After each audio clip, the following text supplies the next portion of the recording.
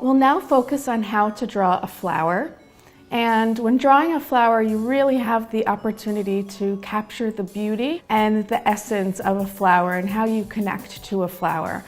Your first step is going to be to find an actual flower, whether it's live or a photo of that flower. So you can really choose something that inspires you. I'm going to be drawing this flower here.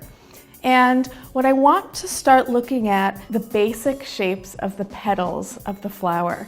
So instead of capturing the entire flower, I'm going to really break it down to each of the flower's petals. So the first thing I'm going to do is just to choose where I'm going to place it on my paper.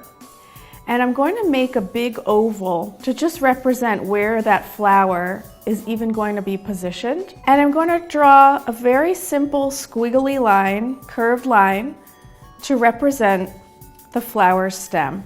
And this way I know where on my paper it's going to be. I'm going to start now by really looking at petals. So I'm going to go petal to petal to petal.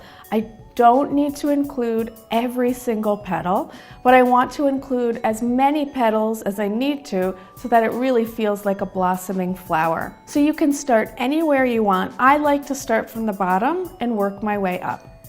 So the bottom petal is really just one curve. So I'm going to do it on the side here. It's like a very, very wide U. And at the tip of that petal is another curve that comes inward. Laying on top of that petal is another petal. But first, that bottom petal folds over slightly. So again, I'm going to just look at that shape and draw one line at a time. The petal comes up, it comes down, and it comes over. The next petal is almost parallel to the bottom petal, but slightly different. Comes up, it comes over, and loops around. And a little bit of that bottom petal shows through right here. I'm going to move up to the next petal. And again, I'm just focusing on the shape that's in front of me.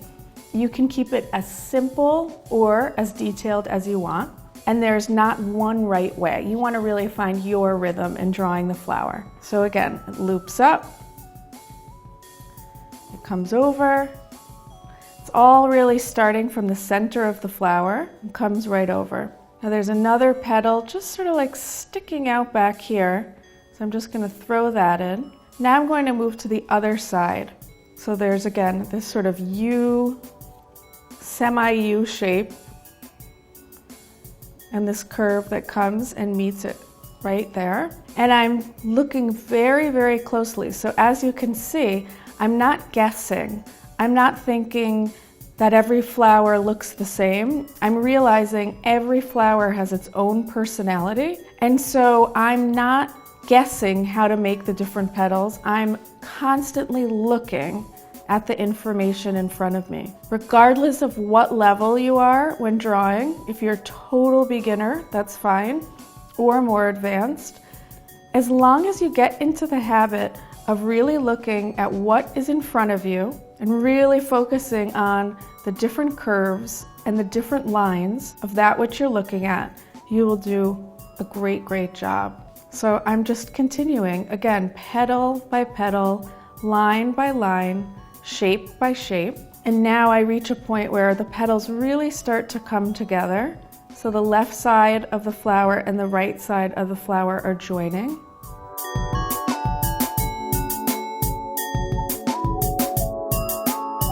And as I reach the top, there are a lot of overlapping petals that are almost all the same shape.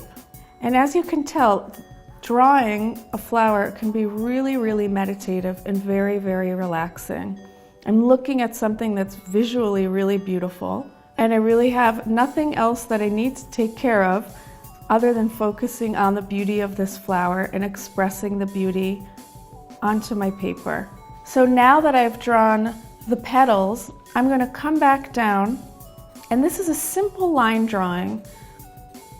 I could always come back in with shading, but I'm just focusing on the basic outlines. So So I'm coming into the stem, and again, it's one curved line connected to another curved line, connected to another curved line. I'm going to allow it to come all the way down the page. If I wanted to, I could shade in aspects of the flower. I'll start it off, but I won't necessarily do the entire thing. And I'm just using the tip or the side of my pencil. And I would start looking through the flower, finding where are the darkest areas of this flower, and I would start shading those in accordingly. Then I would think about, well, what are the medium grays? I like to think of, if I looked at this flower through a black and white lens, what are all the different shades of grays that I would see? So you would move through the flower accordingly. The longer amount of time that you spend on your drawing, the more detailed it can be. But even just a simple line drawing can be very, very beautiful. So I'm just going to come through my drawing as my last step, and I'm just going to make some of these lines slightly darker, just to allow some of these areas of the flower to really pop out. I'm allowing myself to be expressive with my lines, really allowing my personality, my feelings, and my own unique self-expression to come into the drawing. And in a short while, I've created a drawing of a flower that really expresses how I see this flower.